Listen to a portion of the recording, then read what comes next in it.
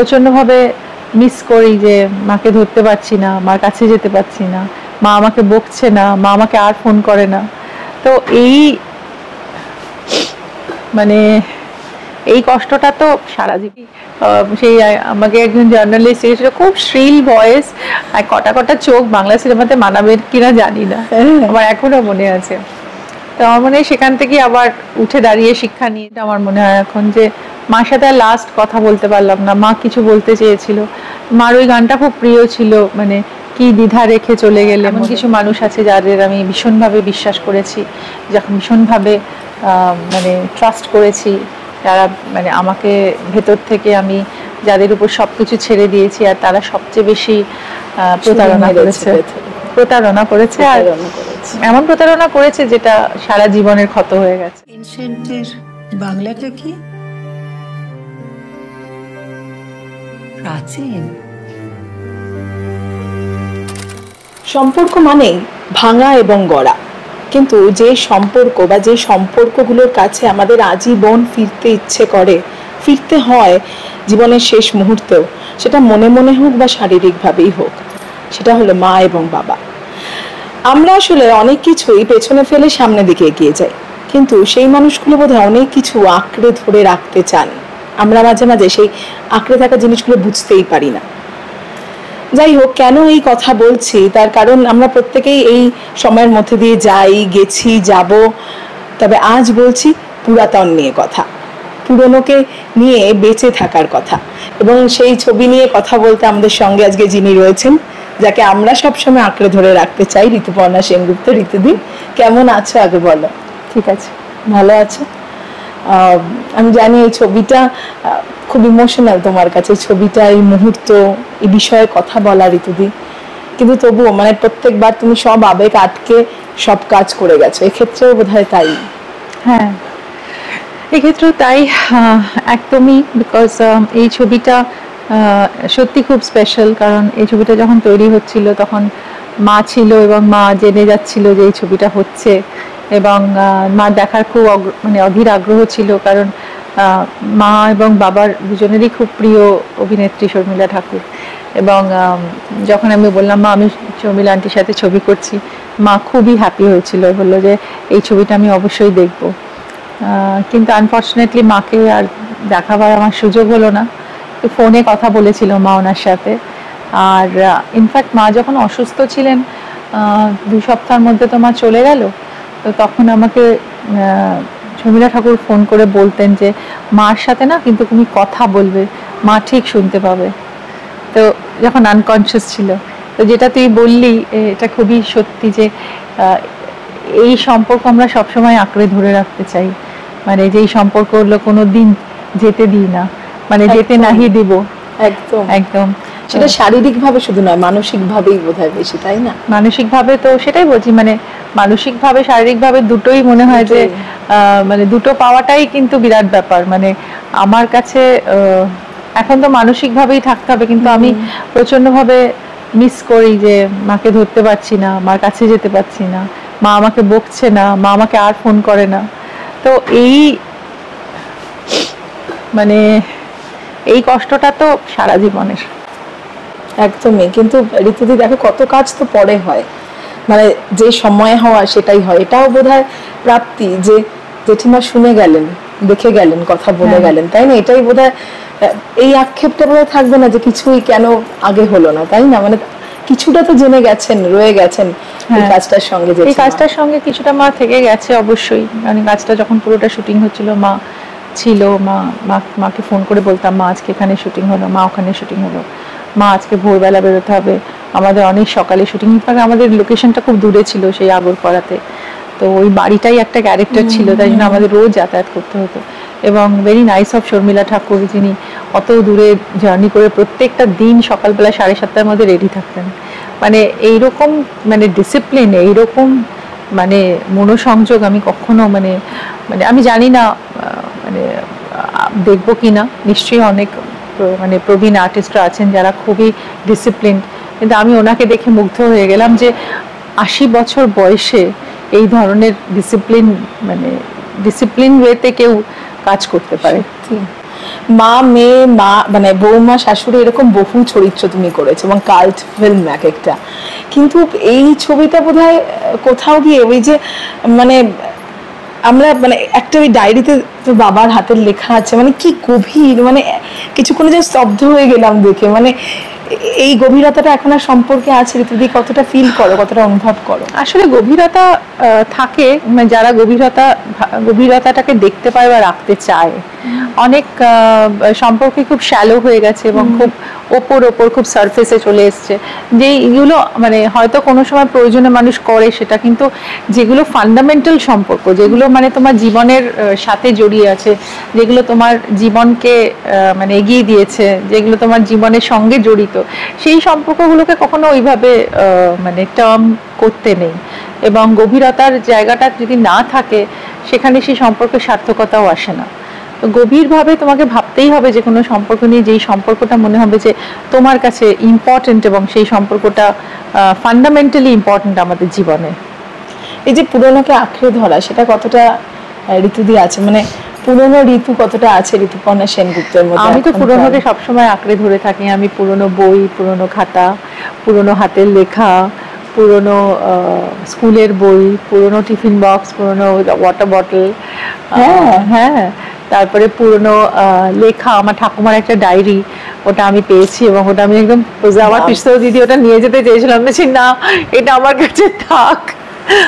তারপরে মানে আমি মনে করি যে পুরনো সবকিছুর মধ্যে একটা যাদের মানে যে পুরনো যে মানুষগুলোর ছোঁয়া আছে, স্পর্শ আছে, তো সেইটা আমার ধারণা যে সেটা সবসময় আমাদের কাছে খুব প্রেশাসলি রাখা উচিত।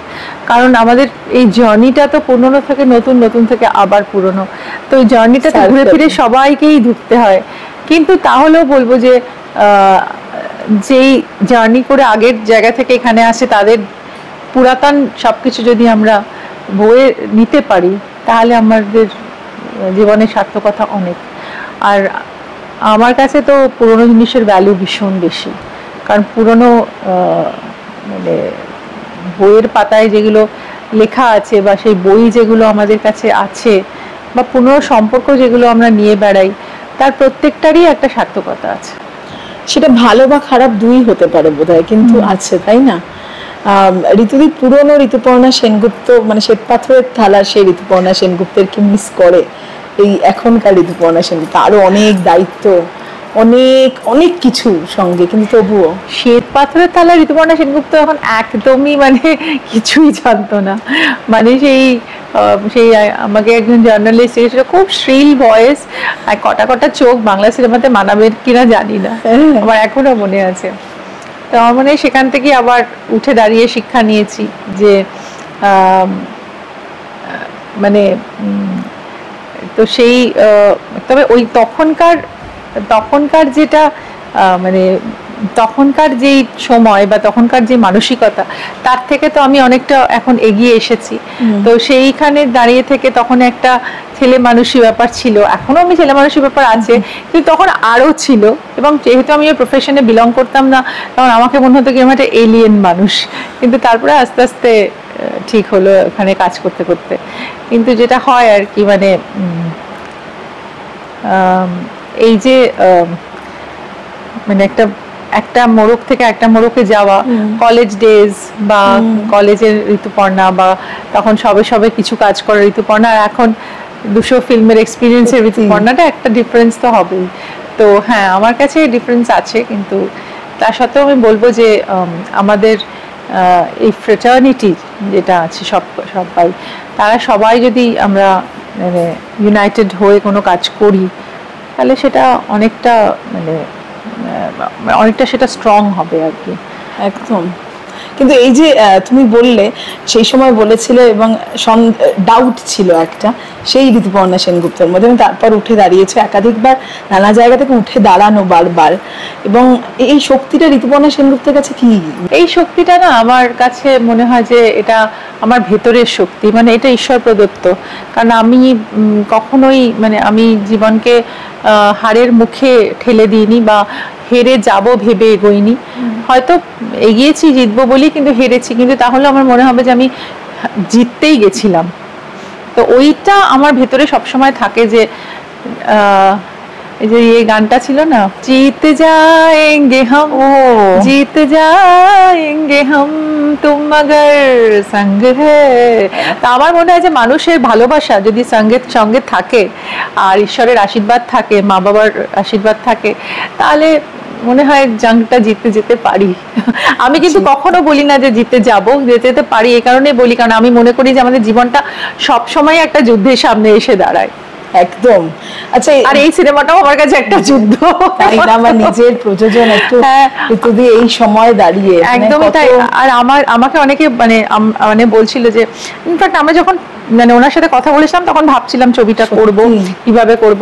শর্মিষ্ঠা আর আমার মানে যারা আমার পুরো ভাবনা আজকালে সবাই বললো দিদি এইটা আমাদের হতে হবে, এটা আমরা কাউকে দিতে পারবো না। আমি আমার কাছে এত টাকা নেই প্রডিউস করা, সে যে করেই হোক, তুমি যা করেই হোক, তুমি ধার করে হোক, তুমি মানে দাদাকে বলে হোক, মানে আমার বড়ের কথা বলছে, ও তো সিনেমা সম্বন্ধে একদমই মানে ওর কাছে cinema is only for watching, nothing else. তো প্লিজ বলো, আমরা সবাই মিলে মানে পুল করে দেবো আমাদের কোম্পানিতে যা আছে। আমি ঠিক আছে দাঁড়া। তাই জন্য আমার মানে এই ছবিটার উপর আমার অনেক স্টেকও আমরা দিয়ে দিয়েছি যে একটা ভালো কাজ করব বলে। দেখো আমার কাছে, আমি তো ক্যালকুলেট করে কোনোদিন খুব একটা কাজ করি না। আমাদের ছোট কোম্পানি, আমাদের অত বড় কোম্পানি, কিন্তু যা যা ছবি করেছি অন্তত মানুষের মনের কাছাকাছি গেছে। এর আগে আমরা দত্তা করেছিলাম, মানুষের মন ছুঁয়ে গেছে দত্তা। ইনফ্যাক্ট যেই প্ল্যাটফর্মে আছে সেখানে বলে যে ইটস আ শোকেসিং ফিল্ম। তারপরে আহারে করেছিলাম, সেটাও খুব টাচি একটা লাভ স্টোরি। তারপরে আমরা ভালোবাসার বাড়ি করেছিলাম তরুণ মজুমদারের সঙ্গে। হ্যাঁ, সবকিছু ভালোবাসা, সম্পর্ক, ফিল গুড ফ্যাক্টরের ছবি। তো আমার কাছে সেটা মনে হয় যে এই ধরনের মানে মানুষের জীবনে সম্পর্কগুলো শিথিল হয়ে যাচ্ছে, তো যদি ভালোবাসার সম্পর্কে মানুষ জড়িয়ে থাকতে পারে সেই বন্ডিংটা কিন্তু খুব স্ট্রং হয়। এইটাই আমার একটা আশা যে এই ছবিটার মধ্যে থেকে নিশ্চয়ই মানুষ সেই জায়গাটা খুঁজে পাবে যার মধ্যে। তবে এটা আমি বলবো it's a very modern film, মানে it's a new age film, যেখানে আমার মনে হয় মানে হাজব্যান্ড ওয়াইফের সম্পর্কটাও, আজকাল তো হাজব্যান্ডের ওয়াইফের সম্পর্কটা সরল হয় না, কিছু কিছু কমপ্লিকেশন থাকে, তারপরে আবার সরলতা হয়, আবার জটিলতা হয়, মানে এভাবেই চলতে থাকে একটা জার্নি। তো সেইটাও খুব সুন্দর করে দেখানো আছে। শাশুড়ি আর হাজব্যান্ড মানে তার মানে সান ইন লর মধ্যে একটা খুব সুন্দর, জামাইয়ের মধ্যে একটা সুন্দর সম্পর্ক আছে। ইনফ্যাক্ট আমার মা আর আমার বরের খুব দারুণ একটা সম্পর্ক ছিল। তো সেই গুলো অনেকগুলো সুন্দর বন্ধুত্বের একটা জায়গা আছে। কাব আলী খান্না যেই রোলটা করেছে, তো সেই অনেকগুলো জায়গা আছে যেখানে মানে আমার মনে হয় যে অনেকগুলো অ্যাসপেক্ট আছে ছবিতে যেগুলো দেখানো হচ্ছে আর কি। একদম ঋতুদি, তোমার এই কথাটা শুনে মনে হচ্ছে বোম্বাদা সবসময় বলেন যে কাজ সবচেয়ে ইম্পর্টেন্ট, তোমার কাছে বোধহয় সম্পর্ক সবচেয়ে ইম্পর্টেন্ট। হ্যাঁ, আমার কাছে সম্পর্কর ভীষণ দাম আছে। আমার মানে এটা বোধহয় তোরা অনেক বছর ধরে আমাকে দেখছিস, তোরা জানিস আমি সম্পর্ক কিভাবে রাখি মানুষের সাথে, এবং আমি সম্পর্কে বিশ্বাস করি। কারণ আমার মনে হয় যে একদিন মানুষ তো চলে যায়, কাজটা নিশ্চয়ই থেকে যায়, কিন্তু মানুষটা কিরকম সেই কথাটাও মানুষ মানে অনেকবার বলতে থাকে যে বড় ভালো মানুষ ছিল সেই, বা খুব গুড সোল ছিল। তো এটাও তো একটা আশীর্বাদ। তো সেটা আমি মনে করি। তবে আমিও কাজকে খুবই কনসেন্ট্রেট করি, এবং আমি ওয়ার্কাহলিক, আমি মানে একদমই কাজকে খুবই প্রাধান্য দিই।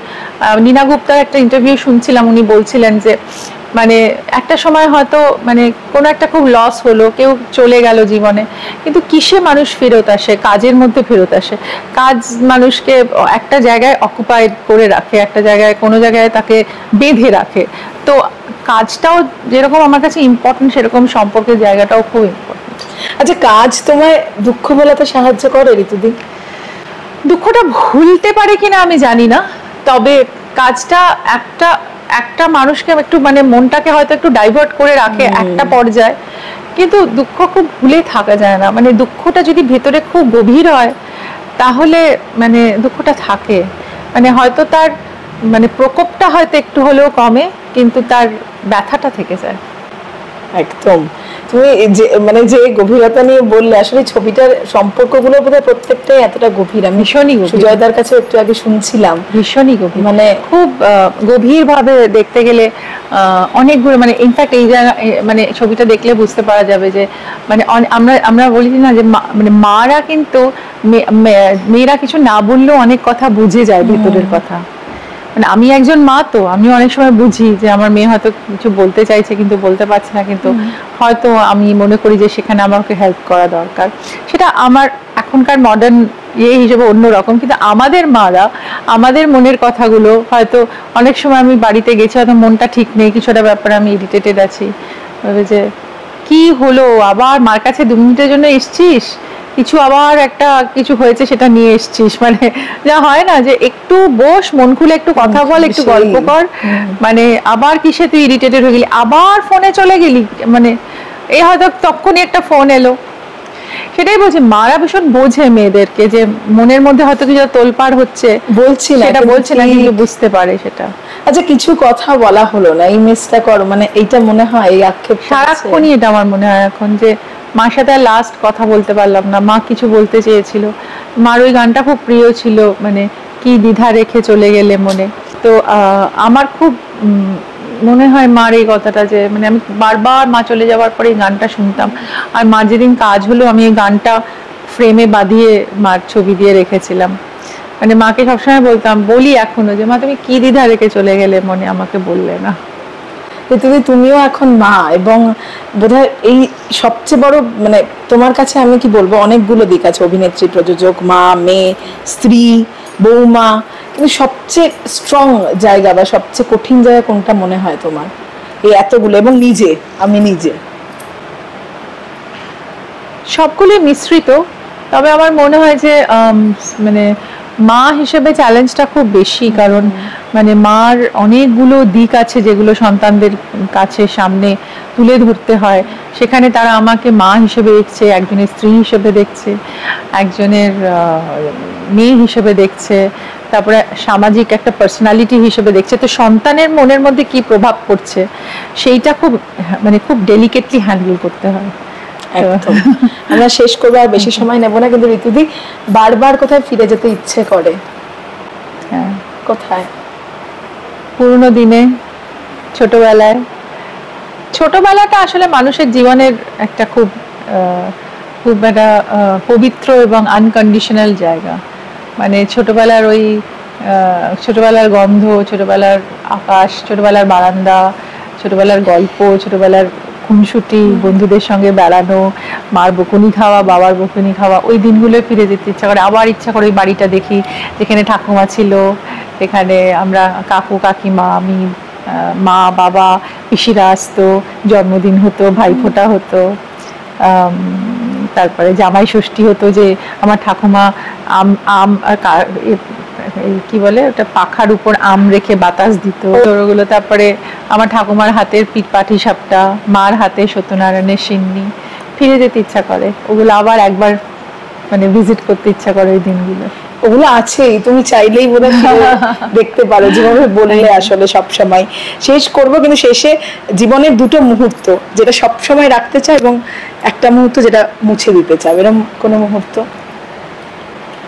একটা মুহূর্ত তো ডেফিনেটলি যেটা রাখতে চাই সেটা হচ্ছে আমার মার স্মৃতি, যেটা মা যখনই আমাদের জ্বর হতো, শরীর খারাপ হতো, মা জলপট্টি দিচ্ছে, মা খাইয়ে দিচ্ছে, মা চান করিয়ে দিচ্ছে, মা মুখে ক্রিম লাগিয়ে দিচ্ছে, এই মুহূর্তটা। তারপর ঠাকুমার সাথে মুহূর্ত, অনেকগুলো মুহূর্ত আছে, বাবার সাথে মুহূর্ত আছে, অনেক কিছু রেখে দিতে চাই। আর মুছে দিতে চাই এমন কিছু যেগুলো আমার জীবনকে অনেক রকমভাবে, অনেকে এমন কিছু মানুষ আছে যাদের আমি ভীষণভাবে বিশ্বাস করেছি, যখন ভীষণভাবে মানে ট্রাস্ট করেছি, যারা মানে আমাকে ভেতর থেকে, আমি যাদের উপর সব কিছু ছেড়ে দিয়েছি, আর তারা সবচেয়ে বেশি প্রতারণা করেছে, আর এমন প্রতারণা করেছে যেটা সারা জীবনের ক্ষত হয়ে গেছে। তো সেগুলো মানে ভুলবো না, কিন্তু মুছে ফেলতে চাই, কিন্তু সেগুলো এই ঋতুপর্ণাকে তৈরি করেছে আসলে। থ্যাংক ইউ সো মাচ ঋতুদি। আমি বলে দিই যে 11 এপ্রিল আমাদের রিলিজ হচ্ছে পুরাতন। আপনাদের নিকটবর্তী প্রেক্ষাগৃহে আসুন, ছবিটা দেখুন। শর্মিলা ঠাকুর 14 বছর পর সিনেমায় আসছে, মানে বাংলা সিনেমায় আসছেন। উনি কিন্তু খুব অপেক্ষায় আছেন যে আপনারা সবাই মিলে এসে ছবিটা দেখে একটা দারুণ সাকসেস করবেন। Thank you.